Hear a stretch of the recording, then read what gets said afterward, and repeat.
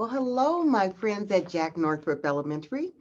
My name is Dr. Michelle Bowers, and I am the proud superintendent here for Lancaster School District. Some of you may have seen me at your school visiting, but it's been a little while since we've been able to visit, so I'm sure I have lots of new friends out there. But it is really fun for me today because I have a special invitation to read a story and share one of my favorites with you. It's called Last Stop on Market Street. So that's the story that we'll be sharing today, and I hope you enjoy it. So sit back, let's sit up in our seats. Are you paying attention? Do you see me? Because I see you. And I'll be reading and sharing some pictures, and we'll have a chat along the way. So are you ready? Let's do this. This story is called Last Stop on Market Street. And words are by Matt De La Pena, and the pictures are by Christian Robinson. So I'll show you the picture on the front one more time so you can see who's this young person right there.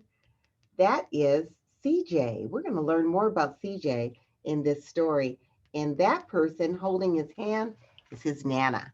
I had a Nana. That was what I called my grandmother. And he has a Nana too. I bet some of you have a Nana or grandma or grandmommy. I'm a grandmommy as well. So let's get the story started. CJ pushed through the church doors and he skipped down the steps. The outside air smelled like freedom, but it also smelled like rain, which freckled CJ's shirt and dripped down his nose. Trying to make sure you see the pictures. Okay. Rain does have a great smell to it, nice and fresh. He ducked under his Nana's umbrella, saying, Nana, how come we gotta wait for the bus in all this wet? She smiled and she said, trees get thirsty too. Don't you see that big one drinking through a straw? CJ looked for a long time, but he never saw a straw.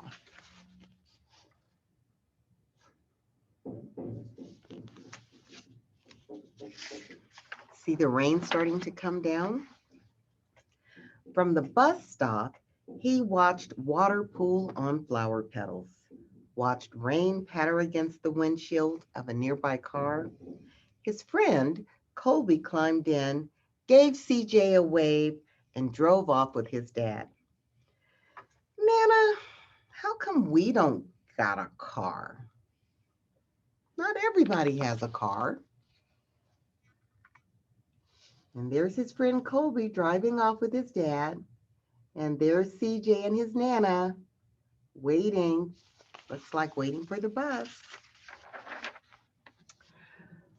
Boy, what do we need a car for? We got a bus that breathes fire. And old Mr. Dennis, who always has a trick for you. The bus creaked to a stop in front of them. It sighed and it sagged, and the doors swung wide open.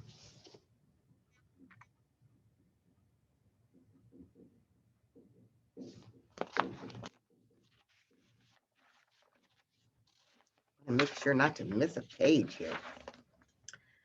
What's that I see? Mr. Dennis asked. He pulled a coin from behind CJ's ear, placed it in his palm. Nana laughed her deep laugh and pushed CJ along. Let's go sit down. They sat right up front. The man across the way was tuning a guitar. An old woman with curlers had butterflies in a jar. Nana gave everyone a great big smile and a good afternoon. She made sure CJ did the same. That's called being polite. When you see people, you say hello. You see him getting the trick? The bus driver had a trick for him. And there he is saying hello as he got his seat to everyone on the bus. The bus lurched forward and stopped. lurched forward and stopped again. Nana hummed as she knit.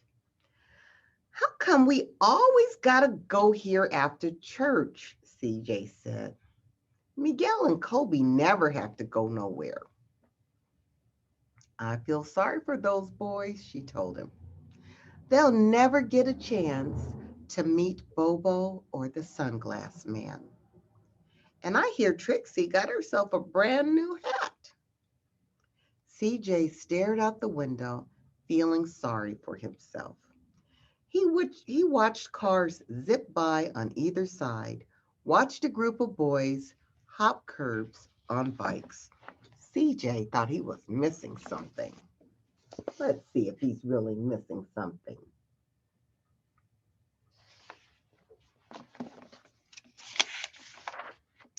A man climbed aboard with a spotted dog. CJ gave up his seat. How come that man can't see? Boy, what do you know about seeing? Nana told him. Some people watch the world with their ears. That's a fact. Their noses, too. The man said, sniffing in the air. That's a mighty fine perfume you're wearing today, ma'am. Nana squeezed the man's hand and laughed her deep laugh. How do you think he knew that she had a mighty fine perfume on today? Because even though he couldn't see with his eyes, he could smell with his nose. Two older boys got on next. CJ watched as they moved on by and stood in back. Sure wish I had one of those, he said. Nana set down her knitting. What for? You got the real live thing sitting across from you. Why don't you ask the man if he'll play us a song?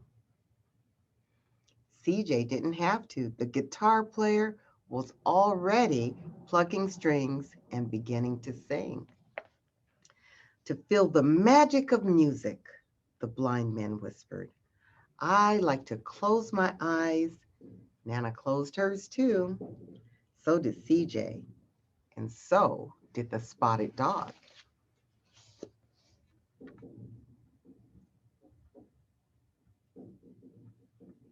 See the boys getting on the bus. I think on the other side, they're getting on the bus with their earphones listening to music, but you don't need anything special to listen to music because they had someone that could play guitar and they could all hear the music right there. And in the darkness, the rhythm lifted CJ out of the bus, out of the busy city. He saw sunset colors swirling over crashing waves, saw a family of hawks slicing through the sky. He saw the old woman's butterflies dancing free in the light of the moon.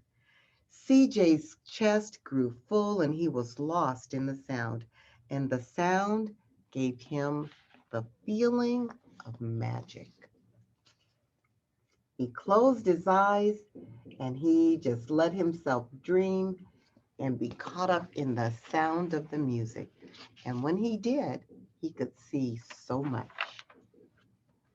The song ended and CJ opened his eyes. Everyone on the bus clapped, even the boys in the back. Nana glanced at the coin in CJ's palm. CJ dropped it in the man's hat to say thank you. Last stop on Market Street, Mr. Dennis, the bus driver called.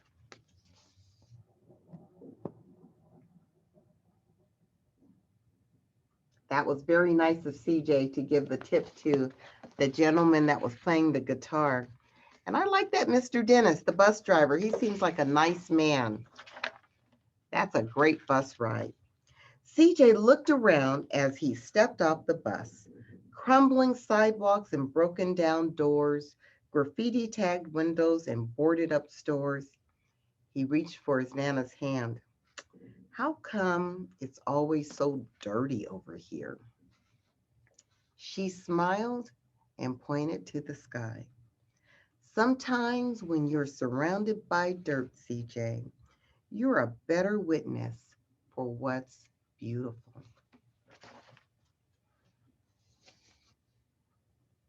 We just have to be willing to see and find the beauty that's around us and not focus on things that aren't quite as beautiful. CJ saw the perfect rainbow arcing over their soup kitchen. He wondered how his Nana always found beautiful where he never even thought to look. He looked all around them again, at the bus rounding the corner out of sight, and the broken street lamp still lit up bright, and the stray cat shadows moving across the wall. So he looked around again. Do you think he saw some beauty this time? I bet he did, because there's lots and lots of beauty around us. It's just a matter of taking our time to see it. When he spotted their familiar faces in the window, he said, "I'm so glad we came, Nana. I'm so glad we came."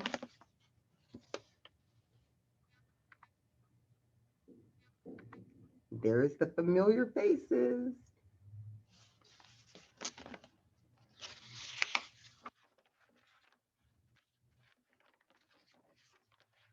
And that, my friends, oh, he thought his Nana might laugh, her deep laugh. But she didn't. She patted him on the head and she told him, "Me too, CJ.